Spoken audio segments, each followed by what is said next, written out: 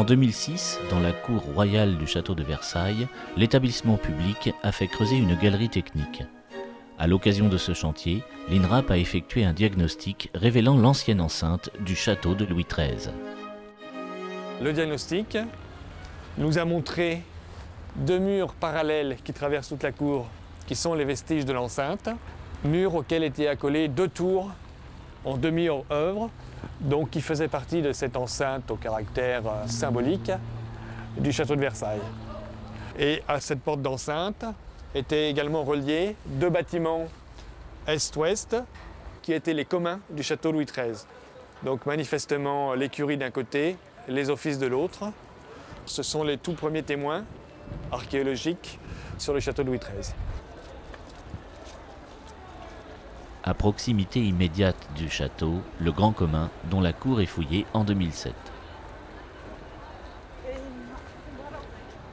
Les rez-de-chaussée étaient consacrés aux cuisines, les étages aux officiers royaux et les combles aux domestiques.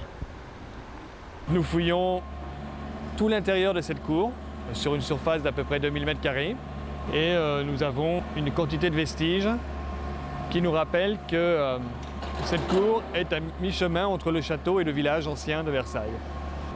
Donc pour simplifier, les bâtiments sont d'époque Louis XIV, et dès qu'on creuse un peu en dessous, on trouve de Louis XIII.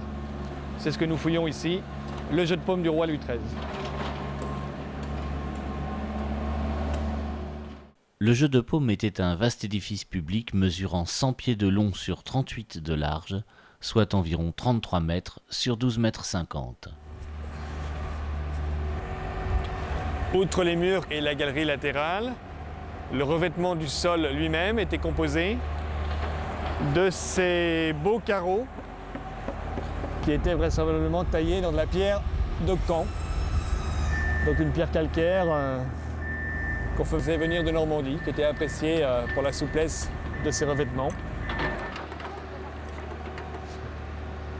Ici, on a une coupe assez intéressante de ce que pouvait être un mur latéral du jeu de paume sur nos édifices publics qui peuvent s'élever de mémoire quasiment à 5-6 toises, donc 10-12 mètres de hauteur.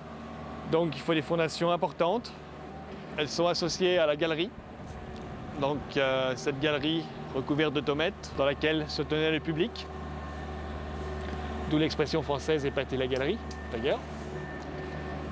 Et le petit mur intérieur qu'on appelle le mur de batterie, donc qui recevait une cloison destinée à protéger le public.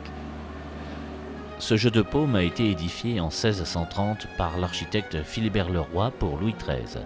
Ce sport, ancêtre du tennis, très prisé depuis la fin du Moyen-Âge, a perduré jusqu'au XIXe siècle. Entre 1682 et 1684, le Grand Commun est construit en lieu et place du jeu de paume et de l'église Saint-Julien. Le roi Soleil, vieillissant, préfère s'adonner au billard, et le nouveau jeu de paume, qui deviendra célèbre sous la Révolution, est construit dans le vieux Versailles par un entrepreneur privé. Sur ce site, les équipes de l'INRAP fouillent également la maison du pommier, l'artisan qui entretient, gère et anime le jeu de paume. Ils espèrent y trouver des latrines dans lesquelles pourraient se trouver des accessoires ou des balles. Et là, pour le coup, ça serait un scoop au point de vue matériel. Si on pouvait sortir les plus vieilles balles de tennis du genre, nous serions très contents. Et pour l'instant, nous cherchons les latrines. On verra. Le mobilier trouvé sur le site consiste essentiellement en matériaux de construction, dont certains issus de bassins postérieurs au jeu de paume. À noter, un très bel élément de robinetterie en bronze soudé au plomb. À la Révolution, le Grand Commun a été transformé en manufacture d'armes, puis en hôpital militaire à partir de la Restauration jusqu'en 1997. Après cette date, l'État a décidé de restituer les locaux à l'établissement public de Versailles pour y aménager ses bureaux. Les sous-sols de la cour abriteront un pôle énergétique et des réserves pour des œuvres d'art grand format. On est finalement ici à la croisée de 3 établissements publics du ministère de la Culture. L'établissement public de Versailles, l'EMOC, qui diligente les travaux, et l'INRAP, qui réalise les fouilles.